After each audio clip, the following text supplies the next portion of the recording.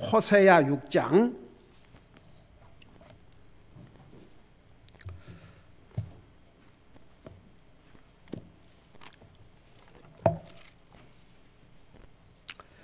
2절 한 절을 우리 같이 한 목소리 읽겠습니다. 6장 2절입니다. 같이 읽습니다. 시작. 이틀 후에 그분께서 우리를 되살리시며 셋째 날에 우리를 일으켜 세우시리니 우리가 그분의 눈앞에서 살리로다. 아멘. 앉으시 바랍니다. 6장 1절에서 3절까지는 이스라엘이 결국은 회개하고 하나님 앞에 돌아오는 미래의 모습을 이렇게 기록하고 있는데, 그래서 이제 1절에서는 오라 우리가 주께로 돌아가자. 자, 그런 날이 돌아옵니다. 이스라엘 백성들이 그렇게 했어요. 하나님께서 그들을 불쌍히 여겨 주시고 1948년에 이스라엘이 독립했죠. 그렇지만 지금 현재 이스라엘은 아주 지극히 작은 부분, 하나님께서 아브라함과 이삭과 야곱에게 약속한 그 언약의 땅의 일부분만을 차지하고 있습니다. 그러니까 이제 완전한 회복은 우리 주님이 오셔가지고 이제 완전한 회복을 해 주셔요. 그러면서 이게 뭐라 하십니까? 우리가 주께로 돌아가자. 그분께서 우리를 찢으셨으나 낫게 하시리라. 그분께서 우리를 치셨으나 싸매어 주시리라. 하나님께서 그들의 잘못에 대해서, 그들의 불순종과 우상 숭배에 대해서 심판하셨지만 주님께로 돌아올 때, 회개하고 돌아오니까 하나님께서는 그들을 다 안아주시고 치료해 주시고 감싸 주신다는 거 자세하게 전했죠. 자, 2절에 보면 여기 아주 한 절에 중요한 부분들이 있습니다. 이틀 후에 그분께서 우리를 되살리시며 셋째 날에 우리를 일으켜 세우시리니 우리가 그분의 눈앞에서 살리로다. 여러분, 이스라엘 백성들의 이때의 상황, 지금 호세아를 통해서, 호세아 선지자를 통해서 이스라엘 백성들에게 이렇게 메시지를 보내고 있지 않습니까? 이때는 이스라엘 백성들 영적으로 죽은 자와 같았습니다. 여러분, 죽었다는 의미는 수없이 여러분들에게 설명했기 때문에 잘 알죠. 죽었다는 의미는 관계가 끊어진 것입니다. 그러니까 영적인 죽음은 하나님과의 관계가 끊어진 것이고, 육신의 죽음은, 우리 육신은 육체와 이 속사람, 영어로 되어 있는데 그게 분리되는 것이 바로 육체의 죽음이고, 이제 영원한 죽음이라는 게 있어요. 다시는 주님 앞에 돌아올 수 없이 영원히 지옥하는 것. 자, 그건 영원한 죽음인데, 어떻든 간에 이스라엘 백성들이 지금 이 상황에서는 하나님과의 관계가 죽어 있었습니다. 그들은 철두철미하게 하나님의 말씀을 불순종했습니다. 그리고 그렇게 하나님께서 명령하시고 말씀하셨던 우상 숭배를 하나님을 섬긴 것 이상 열심을 가지고 섬겼습니다. 여러분, 사실 그 이스라엘 백성들을 보면, 그러니까 그게 사탄, 첫째는 사탄이 배후에서 역사가 있고, 여러분, 므낫세 왕 같은 그 사악한 왕, 여러분 그 아버지는 히스기야 왕, 오 주여, 유다 역사에 훌륭한 왕이었습니다. 그러니까 참 그래요. 부모가 잘한다고 해서 자식이 다 잘하는 게 아니고, 그 나중에 보면 그 므낫세 같은 악한 왕의 손주가 그 유명한 요시야 왕. 그러니까 자기에게 달려 있어요. 자기에게. 그러니까 하나님과의 관계는 전부 개인입니다.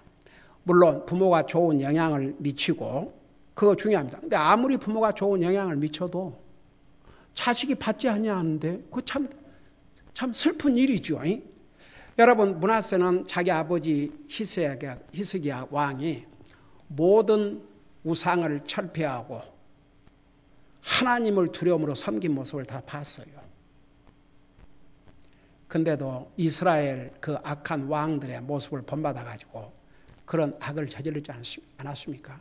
세상에 자기 자식을 불로 지나가게 하고 자기 자식을 불로 태워주겠다고 말입니다. 그러니까 보세요. 사실은 하나님을 섬기는 게 훨씬 쉬워요. 우상 숭배는 힘들어요. 그런데도 우상 숭배를 했어요. 자, 그래서 그들이 영적인 상태로 죽어 있는 것이나 마찬가지였습니다. 마치 그들은 죽어서 무덤에 묻힌 것 같았어요. 그러니까 지금 2절에서 이틀 후에 그분께서 우리를 되살리신다. 셋째 날에 우리를 일으켜 세우신다. 그런데 바로 그들은 죄로 말미암아, 여러분 가장 큰 죄는 하나님을 안 믿는 죄고 하나님을 불순종한 게 큰 죄인데, 그리고 우상 숭배, 그들로 말미암아 영적으로 하나님과 관계가 끊어져서 죽은 것이나 다름이 없었어요. 그러니까 마치 사람이 죽으면 무덤에 묻듯이 그런 상태가 되십니다.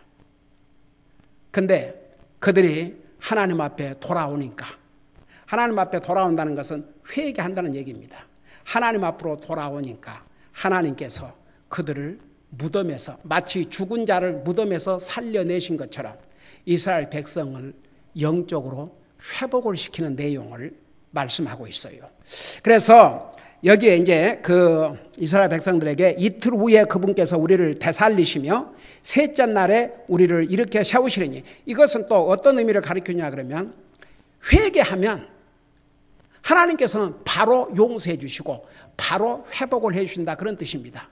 그러니까 이틀 후에 그분께서 우리를 되살리시며 3일 후에 우리를 이렇게 세우신다. 그러니까 여러분, 잘못했을 때는 그 잘못을 깨닫는 순간 하나님 앞에 회개하고 돌아오면 하나님은 바로 치료해 주시고 용서해 주시고 치료해 주시고 영적으로 회복시키셔서 하나님과의 관계를 바로 하고 살 수 있도록 도와주신다, 그런 뜻입니다. 근데 자, 이 이스라엘이 지금 민족적으로 보세요. 땅은 하나님께서 약속하신 언약의 땅에 지극히 일부분이고, 그리고 독립은 했지만 이스라엘이 민족적으로 하나님 앞에 돌아왔다고 볼 수가 없습니다. 그것은 이제 우리 주님이 왕들 중에 왕으로서 이 땅에 오셔서 천년 왕국을 건설할 때에, 그때는 이제 이스라엘이 민족적으로 주님 앞에 돌아오는데, 이 부분에 대해서 신약 성경 로마서에 가면, 우리가 지금 현재 아침 성역 공부 시간에 로마서를 공부하고 있기 때문에 앞으로 우리가 11장에 가면 그 부분을 자세하게 공부하겠지만, 오늘 약간 서론적으로 좀 한 가지 설명을 하고 지나가겠습니다. 여러분, 로마서 11장을 보시기 바랍니다. 로마서 11장 11절부터, 지금 11장은 여러분 사실 사도 바울은 이방인들을 위한 사도로 부름을 받았습니다. 그럼에도 불구하고 자기 동족 이스라엘의 구원을 위해서 얼마나 애타했는지 모릅니다. 자, 그런 내용들을 여기에 기록하고 있는데, 여러분 잠깐 10장 1절에 보면 다윗의 이 사울의 하트를 바울 사도,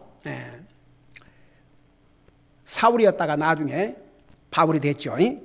그 하트를 볼 수가 있는데, 10장 1절에 보면, 형제들아, 이스라엘을 위한 내 마음의 소원과 하나님을 향한 기도는 곧 그들이 구원을 받는 것이라. 여러분 보세요. 어떤 그 교단에서는 유대인들은 결국 다 구원을 받는다고 그렇게 가르친 데 있어요. 아니, 그 사람들은 이 성경도 안 읽는지 어떻게 그런 말을 할 수가 있는지 이해가 안 돼요. 그걸 또 믿고, 근데 그 미국 교회에 얼마나 사람들이 많이 모이는 교회인지 몰라요. 물론 우리처럼 성경대로 가르치는 그런 교회가 아니죠. 한국으로 말하면 약 순복음 교회 같은 그런 교회예요. 근데 그 목사라는 사람이 제가 직접 한번 들어봤어요. 유튜브에서. 결국 유대인들은 하나님의 택한 백성이기 때문에 다 구원을 받는다 이거예요. 여러분 이거 봐요. 만일에 그렇다면, 그의 사실하려면 왜 사도 바울이 그렇게 유대인들에게 온갖 핍박을 당하고, 오 주여, 유대인들이 그냥 사도 바울이 가는 데마다 쫓아다니면서 방해를 하고 핍박을 하고 죽이려고 했잖아요.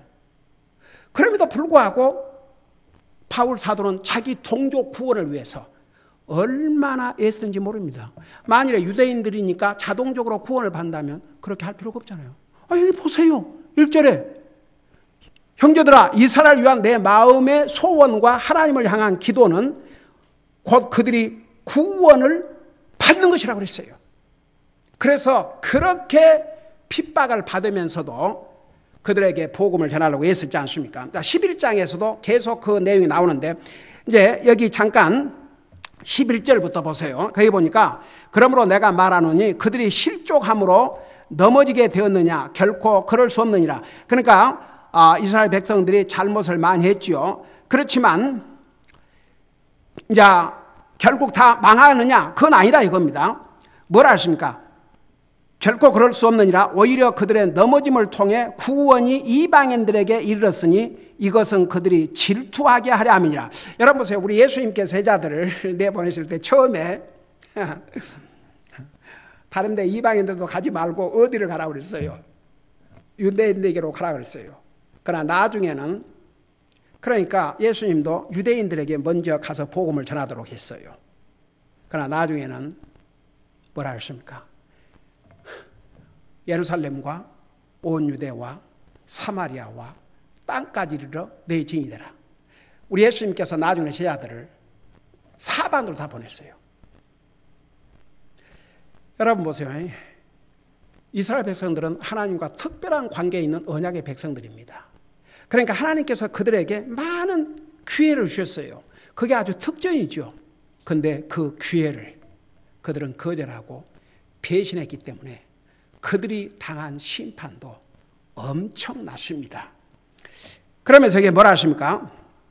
그들의 넘어짐을 통해 구원이 이방인들에게 이르렀으니, 그러니까 결국은 유대인들이 이제 받아들이고 안 하니까 이제 유대인들에게 먼저 복음을 전하고 그 다음에는 이제 이방인들에게 복음을 전하도록 그렇게 한 것이죠. 자, 궁극적으로는 온 세상을 주님 앞으로 인도하는 것이 하나님의 계획인데 처음에는 순서를 그렇게 했어요. 근데 이제 이스라엘 백성들이 유대인들이 그토록 거절하니까 나중에 사도 바울도 뭐라 했어요? 나는 더 이상 너의 피에 대해 상관하지 않겠다. 손을 씻었어요. 그리고 나는 지금부터 이방인들에게로 가노라. 그리고 이제 이게 뭐라 하십니까? 12절에 이제 그들의 넘어짐이 세상의 부유함이 되며, 그러니까 이스라엘 백성들이 복음을 받아들이지 않고 거절하니까 이제 이방인들에게로 복음이 전달이 돼서 영적으로 이방인들도 복음을 받게 되는 거죠. 부유함이 되며 그들의 쇠퇴함이, 그러니까 이스라엘 백성들의 그 쇠퇴함이 이방인들의 부유함이 되거든 하물며 그들의 충만함은 얼마나 더 많이 부유하게 되겠느냐. 그러니까 이스라엘 백성들이 정말 회개하고 주님 앞으로 돌아오고 하나님과의 영적인 관계를 바로 하면 얼마나 그들이 정말 풍요함을, 영적으로 풍요함을 누리고 살겠냐 이거죠. 그러면서 13절에 내가 이방인들인 너희에게 말하노라. 로마서 교회 성도들은 많은 사람들이, 물론 유대인들도 있었지, 유대인으로서 구원받은 사람도 있었지만 이방인들로서 구원받은 성도들이 많이 있었습니다. 그래서 내가 이방인의 사도인 만큼 내 직분을 존귀 여기나니 이것은 내가 어찌하든지 내 살부치인 그들을 자극하여 경쟁하게 함으로 그들 가운데 얼마를 구원하려 함이라. 여러분 보세요. 초대교회 여러분 얘기했잖아요. 초대교회는 두 가지 그룹이 교회를 이루고 있었는데 이방인들로서 구원받은 사람들과 유대인들로서 구원받은 두 그룹이 있었는데, 이 유대인들은 아주 이방인들 그 구원받은 형제 자매들을 쉽게 말하면 깔본 것이요. 그래서 우리 로마 14장에 가면 너 이거 어찌하여 형제를 판단하느냐 얘기했지 않습니까? 그러니까 그 유대인들의 그 자부심, 그건 좋은데 예수 그리스도 안에서 하나가 된 형제 자매들을 굉장히 쉽게 말하면 별로 교제도 하지 않으려고 그러고, 나중에는 여러분 그거 아세요? 사도 바울이 예루살렘 교회에 갔을 때 사도 베드로와 바나바가 이방인 그리스도인들과 교제를 하다가 유대인 그리스도인들 들어오니까 그 자리에서 그릇을 들고 옮겨갔어요. 그래가지고 사도 바울한테 얼마나 큰 책망을 받았습니까? 자, 그런 것들 생각하면서 보세요. 15절에 그들을 버린 것이 세상의 화해가 되거든 그들을 받아들이는 것이 죽은 자들로부터 살아난 것이 아니면 무엇이리요? 그러니까 결국은 이스라엘 백성들이 그들이 하나님을 배신함으로 하나님께서 그들에게 징계하셨지요. 그래서 정말 그들은 완전히 하나님과는 상관이 없는 이방 우상들을 섬기고 나라를 빼앗기고 포로의 삶을 살고, 기가 막힌 것은요, 그 에스겔서에 보면요, 그들이 포로로 잡혀가서도 우상을 숭배하고 있었어요. 그럼에도 불구하고 그들이 영적으로 회복할 날이 올 것을 여기서 분명하게 신약 성경에서도 말씀하고 있습니다. 그래서 그들이 영적으로 회복하는 것을 죽은 자들부터 살아나는 것이 아니면 무엇이리요? 그러니까 영적으로 마치 죽은 상태에 있었던 그 이스라엘 백성들이 회개하고 주님 앞으로 돌아옴으로써 다시 영적으로 회복하고 마치 육체가 죽었다가 부활한 것처럼 그렇게 부활했다는 얘기입니다. 여러분 보세요. 우리 삶에서도 우리가 구원받은 하나님의 자녀라도요, 여러분 로마서 8장에 보면 무슨 말씀이 있는 줄 아세요? 잠깐 봐요. 로마서 8장 똑같은 로마서 지금 12장 펴놨죠. 로마서 8장에 보면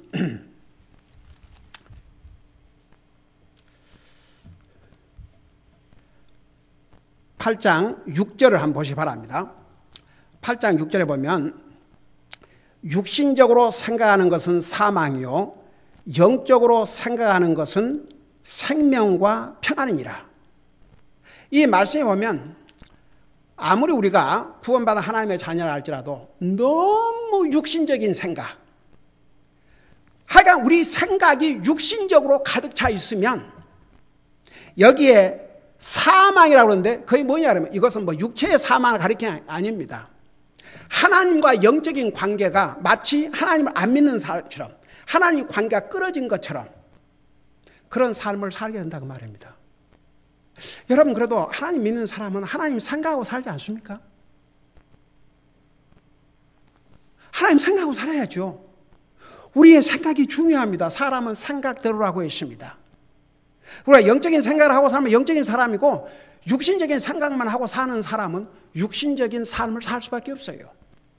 우리가 아무리 육신을 가지고 이 세상에 육신적인 영향이 많은 세상에 살지만 그럼에도 불구하고 그리스도인들은 영적인 생각을 하고 살아야 됩니다.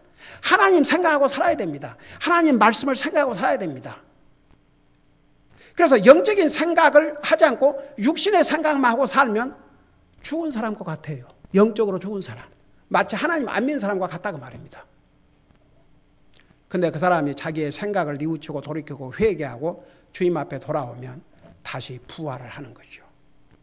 그래서 이스라엘 백성들이 영적으로 죽은 것과 같았지만 회개하고 돌아옴으로 다시 영적으로 부활을 했습니다. 그래서 영적인 회복은 영적인 부활과 직결이 됩니다. 우리가 믿음 생활을 하다가 이 땅에 사는 날 동안 때로는 우리가 연약해서 그냥 세상에 묻혀가지고 우리가 해야 될 기본적인 일, 매일 기도하고 말씀 읽고 교회에 충실히 참여해서 주님을 예배하고 섬기고 드리고 헌신하고 열심히 전도하고 이런 기본적인 일을 우리가 제대로 하지 않고 완전히 그 세상 생각에 사로잡혀 있으면 우리의 삶은 안 믿는 사람과 크게 차이 없는 삶을 살 수도 있습니다. 영적으로 마치 죽어 있는 것 같이 그렇게 될 수도 있습니다. 근데 이런 사람이 하나님 앞에 뉘우치고 반성하고 다시 하나님을 생각하고 영적으로 회복이 돼야 살아납니다. 그래서 이스라엘 백성들이 그 많은 세월을 하나님 말씀 불순종하고 우상 숭배함으로 저들의 영적인 삶은 이미 죽은 자나 다름이 없었고 마치 죽은 자를 무덤에 묻히듯이 묻혀져 있는 상태와 같았지만 그들이 회개하고 돌아옴으로써 다시 하나님께서 그들을 부활시키는 그 내용을 2절에서 말씀하고 있습니다. 기도하십니다. 사랑의 아버지 하나님, 이스라엘 백성들은 그 많은 세월을 하나님의 말씀을 불순종하고 우상 숭배를 함으로써 저들의 영적인 삶은 죽은 자나 다름이 없었습니다. 그러나 저들이 회개하고 주님 앞에 돌아옴으로 다시 영적인 회복, 영적인 부활을 받게 되었습니다.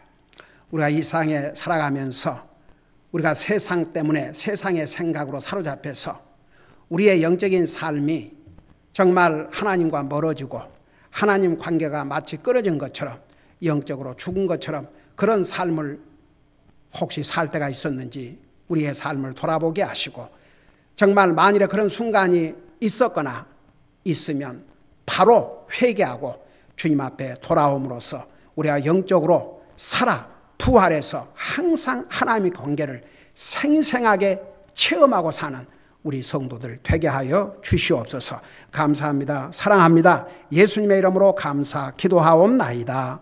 아멘.